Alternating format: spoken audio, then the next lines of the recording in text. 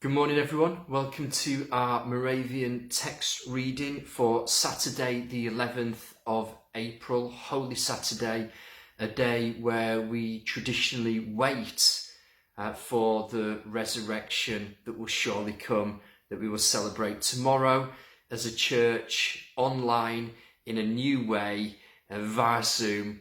And we would love for you to join us. And if you're not familiar with the technology, take some time today to get familiar with it so we can celebrate together tomorrow. Today we are continuing in Mark's Gospel, chapter 2, verse 13 through to the end of the chapter, verse 28. There are three seemingly disconnected stories here. There's the calling of Matthew Levi, who leaves his job as a tax collector and throws this big party to celebrate him leaving one lifestyle and starting to become a follower of Jesus. Then there's this section around Jesus and fasting, the bridegroom fast. And then the third section is the disciples walking through a field of corn on a Sabbath, a holy day, and picking corn. And they do seem like seemingly disconnected stories, but the theme and the illustration in each one is the same. It's around Jesus redefining a new type of holiness and a new way to live in holiness.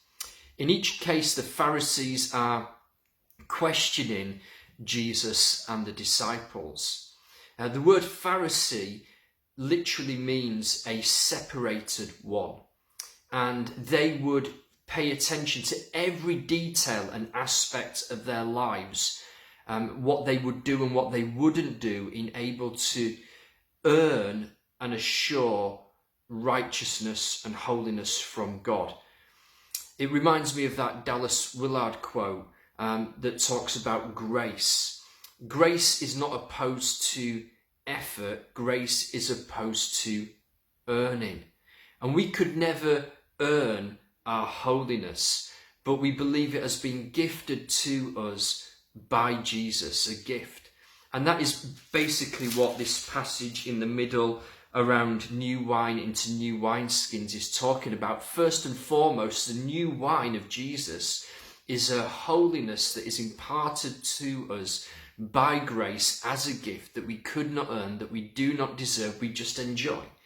And you can't pour that new wineskin, that new wine into an old wineskin. The old covenant, the rules and regulations. You can't take the teaching of Jesus and tag it onto a religious way of life like a new patch on an old piece of fabric. It doesn't work like that. And so the first thing I want you to see in this passage is the wonderful holiness and grace that is given to us through Jesus. That means we don't have to live like the Pharisees to earn our salvation. The second thing that I want you to notice is that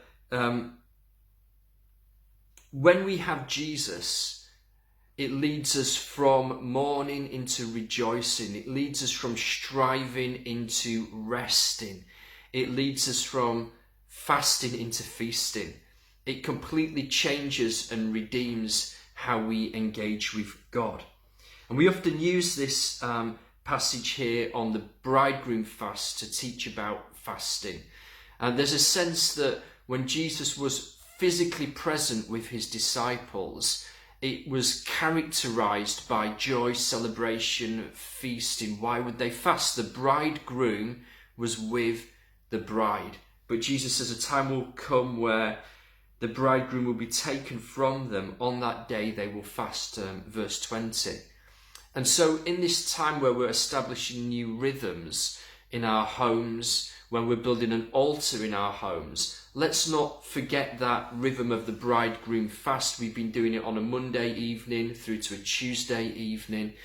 But it's not fasting for holiness. It's not fasting to show our piety and our religious superiority like the Pharisees. It's a fasting that recognizes and longs for more of the presence of Jesus in our lives that ultimately is longing and calling for his return. The final thought that I want to share with you in this is almost like a secondary layer of interpretation. We often talk about God pouring new wine into new wineskins. First and foremost, it's about his grace, and it's about a new way of living in holiness. But at a secondary level, we should be asking the question, what are the new wineskins that God is wanting to create, the new structures that God is wanting to create to take the new power of his Spirit in this season? It's a really interesting question. I've just been loving some new wineskins like Zoom, some new wineskins like Facebook Live, just joining together in prayer, as we will do again this evening at 7:30, to call on God in almost like a disconnected way, but totally unified. So praise God for these new wineskins that God is raising up at this time. Let's use them to experience his power, his new wine at work amongst us. And we will see you tomorrow through a new wineskin Zoom to celebrate the resurrection together.